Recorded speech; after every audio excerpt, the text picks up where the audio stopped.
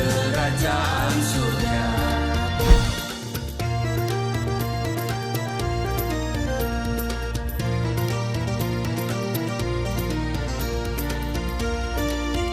Shalom Bapak Ibu, sahabat Galilea dan seluruh subscriber Galilea Network yang diberkati oleh Tuhan Yesus. Kembali kita mau bersekutu dengan Tuhan melalui membaca dan merenungkan firman Tuhan. Saudara, siapkan dirimu dan siapkan juga hatimu. Datang kepada Tuhan dengan hati yang gembira, dengan hati yang bersyukur kepada Tuhan. Sebab Tuhan baik, bahwasanya kasih setianya untuk selama-lamanya. Ada amin, saudara? Mari kita berdoa.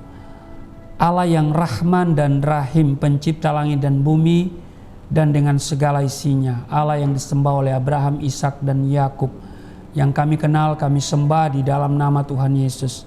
Dimuliakanlah namamu, datanglah kerajaanmu, jadilah kehendakmu di bumi seperti di surga. Saat ini kami rindu firman-Mu, urapi kami, buka hati pikiran kami, sehingga ketika kami membaca, mendengarkan firman Tuhan, itu akan senantiasa menjadi rema dalam hidup kami, dan bukan untuk kami lupakan, tetapi kami lakukan dalam kehidupan kami. Urapi hamba-Mu di dalam nama Tuhan Yesus. Haleluya. Amin. Saudara, di 1 Petrus pasal 4 ayat 7 sampai dengan ayatnya yang ke-11, Lembaga Alkitab Indonesia memberi judul Hidup Orang Kristen. Ayat 7, kesudahan segala sesuatu sudah dekat, karena itu kuasailah dirimu dan jadilah tenang supaya kamu dapat berdoa. Tetapi yang terutama, kasihilah sungguh-sungguh seorang akan yang lain, sebab kasih menutupi banyak sekali dosa. Berilah tumpangan seorang akan yang lain dengan tidak bersungut-sungut. Layanilah seorang akan yang lain sesuai dengan karunia yang telah diperoleh tiap-tiap orang, sebagai pengurus yang baik dari kasih karunia Allah.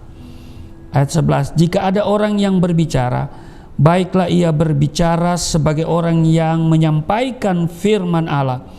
Jika ada orang yang melayani, baiklah ia melakukannya dengan kekuatan yang dianugerahkan Allah, supaya Allah dimuliakan dalam segala sesuatu karena Yesus Kristus.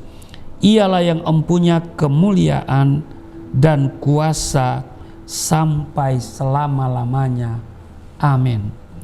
Saudara, di ayat 10 dikatakan begini, layanilah seorang akan yang lain sesuai dengan karunia yang telah diperoleh tiap-tiap orang, sebagai pengurus yang baik dari kasih karunia Allah.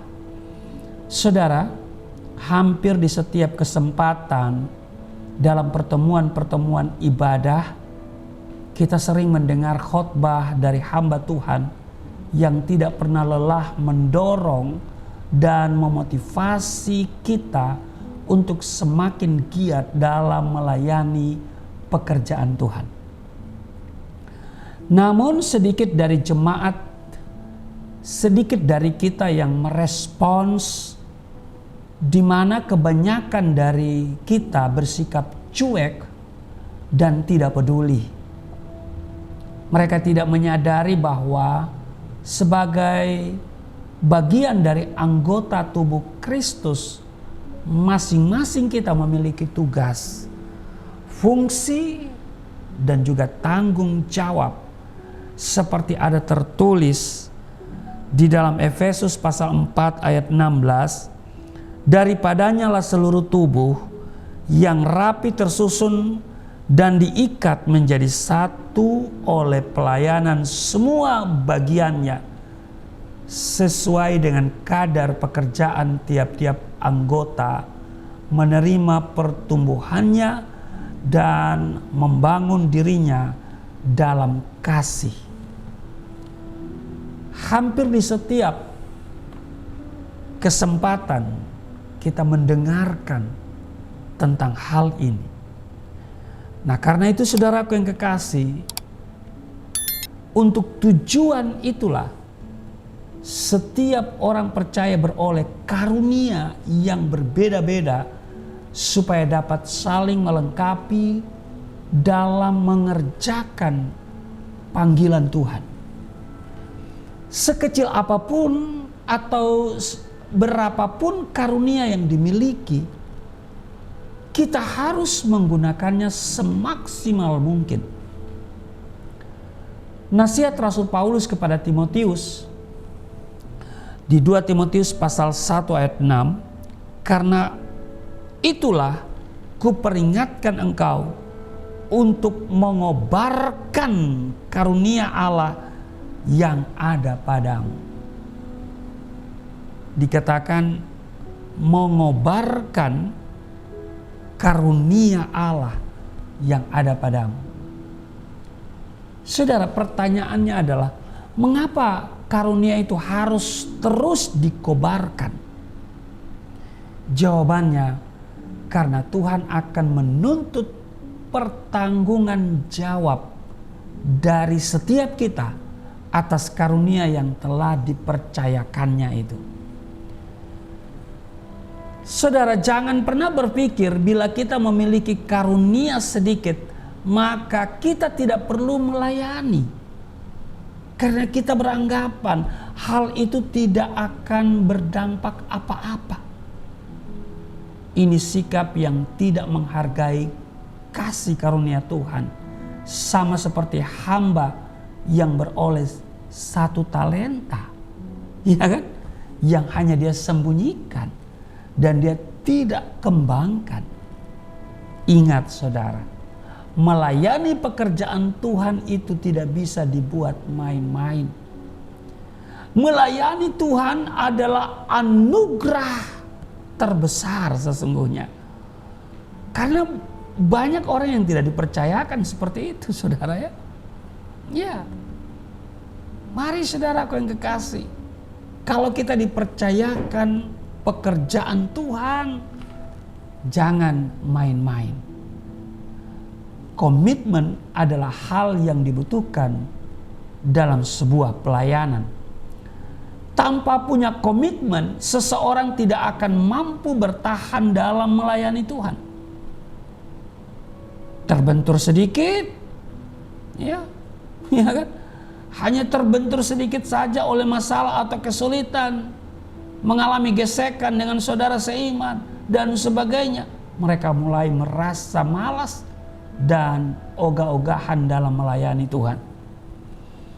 Sebaliknya, orang yang memiliki komitmen yang kuat diterpa badai apapun tidak akan menggoyahkan semangatnya untuk melayani Tuhan, melainkan akan terus berlari-lari kepada tujuan untuk memperoleh hadiah surgawi.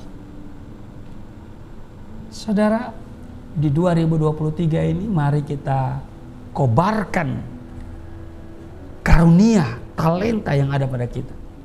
Semangat kita, ya, yang Alkitab katakan biarlah rohmu menyala-nyala, ya kan?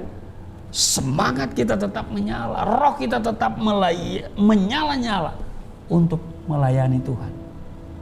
Amin. Saya percaya kalau kita betul-betul berkomitmen melayani Tuhan, semangat kita tetap menyala melayani Tuhan.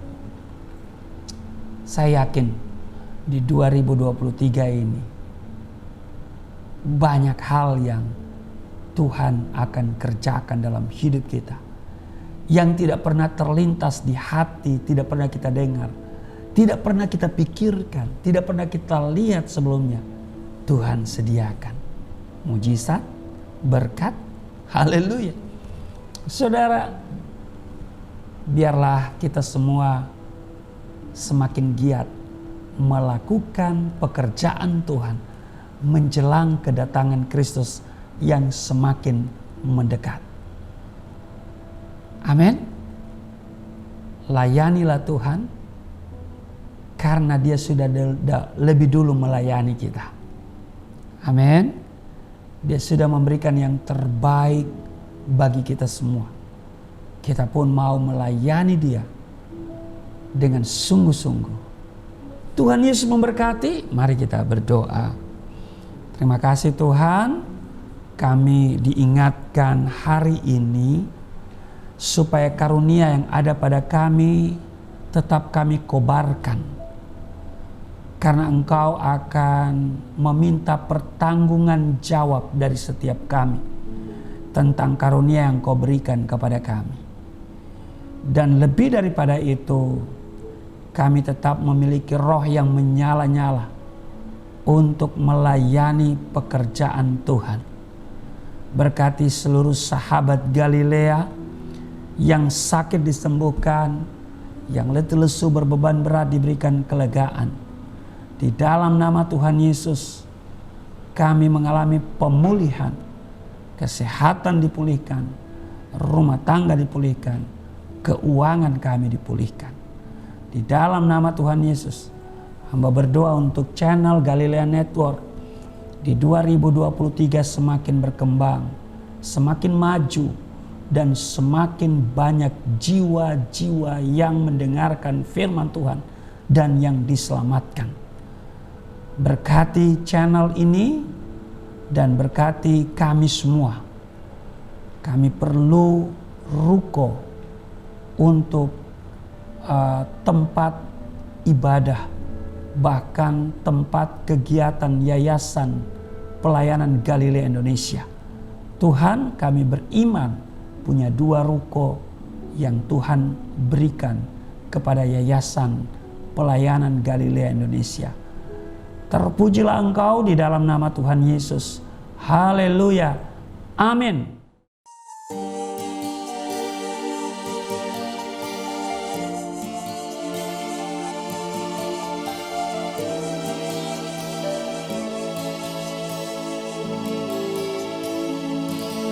Bapa kami yang di surga,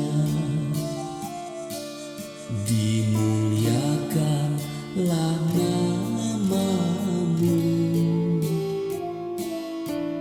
Datanglah kerajaan, jadilah kehendak-Mu di bumi seperti di surga.